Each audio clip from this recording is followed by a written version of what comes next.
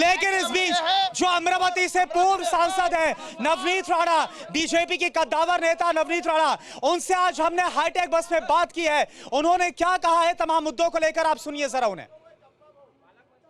महाराष्ट्र चुनाव को लेकर सरगर्मियां बहुत तेज है। इस बार अगर अमरावती की बात करें तो फाइट कैसी है?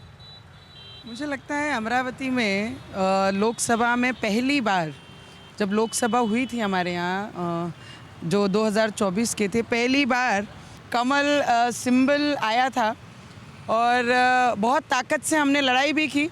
पर बहुत सारे झूठे नैरेटिव जो राहुल गांधी जी ने लोकसभा में सभी के सामने पेश किए थे, शायद उसी के कारण कुछ मतों से 0.75 से हमारा पराभव हमारे क्षेत्र में हुआ। जब आप 2019 में जब आपने चुनाव लड़ा था और उससे पहले एक पोस्टर आप किए थे जहां पर आप सभी धर्म का जिक्र करती थी, लेकिन इसके बाद 2019 के बाद आपके पोस्टर नजर आए जहां पर हिंदू शेरनी, नागपुर, अमरावती, इन सब जगहों पर हिंदू शेरनी लिखकर आपके पोस्टर थे। ये बदलाव कैसे आया? मैं सभी को लेके चलने में आज भी विश्वास रखती हूँ, पर कोई अगर बोलेगा कि हमारे लोगों को आकर दिन दिहाड़े चाकू मार देंगे और उनकी जान ले लेंगे, तो वो नवनीत राणा बर्दाश्त नहीं करेगी। जो महाराष्ट्र के डिप्टी सीएम है देवेंद्र फडणवीस, उनकी तरफ से विधानसभा चुनाव में जम करके वोट जिहाद का मसला उछाला जा रहा है। उन्होंने लोकसभा चुनाव का जिक्र किया और उन्होंने बोला कि 10 सीटों पर बीजेपी को हार इसलिए हुई क्योंकि एक खास समुदाय ने बढ़ चढ़कर बीजेपी के खिलाफ वोट दिया। वोट जिहाद क्यों उछाला जा रहा है? वो 10 सीटों में एक मेरी भी सीट, हमारे लोग बटे और वो एक साथ आए।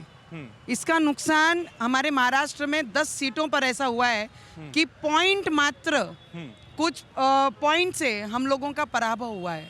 तो हमारा जो नारा है कि सभी को लेकर चलने के लिए, सभी का विकास करने के लिए देश के प्रधानमंत्री जी काम कर रहे हैं और महाराष्ट्र में हमारे देवेंद्र फडणवीस जी महायुति की सरकार काम कर रही है।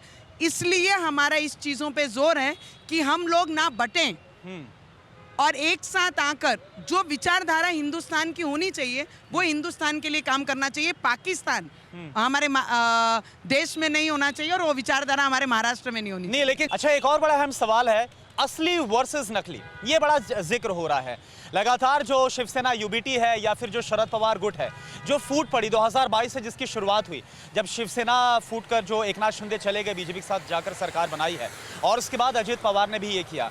ये असली वर्सेस नकली की जो फाइट है, क्या इसका फायदा महाविकास आघाड़ी को मिलेगा क्या, जैसा उनका मैं दावा है? आपको इतना ही बोल सकती हूँ, जो काम करता है वही असली होता है। जिस विचारधाराओं पे एक पक्ष बनता है, शिंदे जी की जो विचारधाराओं पे, हमारे बाड़ा साहब जी ने जो विचारधाराओं पे शिवसेना निर्माण की थी, वही विचारधाराओं को छोड़ के उद्धव ठाकरे जी जब कांग्रेस के जाकर साथ में बैठ जाते हैं, तो मुझे लगता है मुद्दा हमारे लिए विचारों का है और जो विचारों के साथ है वो शिंदे जी हैं। तो हमारे लिए असली भी शिंदे जी हैं और उनके विचार भी, और हमारे बाड़ा साहब के विचार भी हमारे लिए असली हैं। तो असली वर्सेस नकली तो ये ज़रूर होगा और असली का साथ हमारी युति के साथ ये पूरा महाराष्ट्र